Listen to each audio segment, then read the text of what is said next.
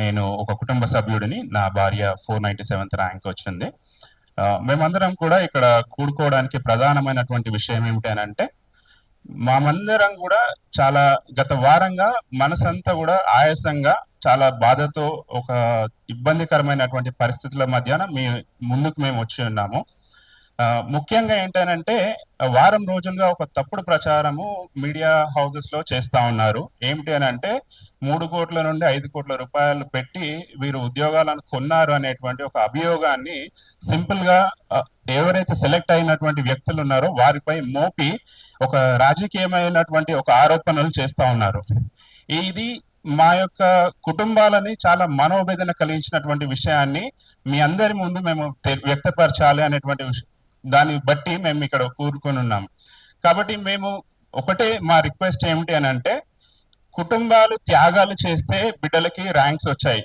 ఎవరో ఊరికే ఎవరో చేస్తేనో ఇంకో ఏదో డబ్బులు ఇచ్చుకుంటేనో ర్యాంకులు అనేది రాలేదు. నా భార్యకి తనకి ఒక పంచాయత్ సెక్రటరీగా తను సెలెక్ట్ అయ్యింది. ఒక గ్రూప్ తర్వాత జూనియర్ అసిస్టెంట్ గా సెలెక్ట్ అయింది. ఇది 3వ ఉద్యోగం తను సెలెక్ట్ అవ్వడం. సో అంటే చాలా మంది కుటుంబాలలో కూడా ఇట్లాంటి స్టోరీస్ చాలా ఉన్నాయి.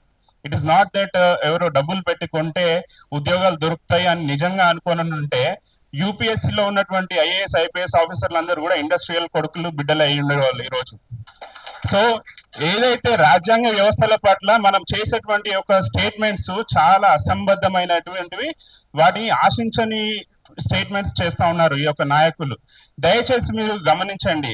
నిజంగా గనక గ్రూప్ 1 ఆఫీసర్స్ లేకపోతే ఒక ఐఏఎస్ ఐపీఎస్ ఆఫీసర్ ని కొనగలిగే పరిస్థితి ఉంటే, ఈ రోజు మీరు మీ మీడియా సాక్షిగా ఎంతో మందిని ఇంటర్వ్యూస్ చేసి వీరు చాలా చిన్న స్థాయి నుండి, ఒక గ్రామ స్థాయి నుండి గొప్ప ఐఏఎస్ ఆఫీసర్లు అయ్యారని తెల్లారు లేస్తే మేము ఎన్నో కథనాలు చదువుకొని వాటిని ఇన్స్పైర్ అయ్యి మేము ముందుకు వచ్చి ఈ రోజు మా కుటుంబాలను మేము సపోర్ట్ చేస్తూ మేము వాళ్ళని ఒక ఆఫీసర్లుగా తయారు చేసే ప్రయత్నంలో మేము ఉన్నాము.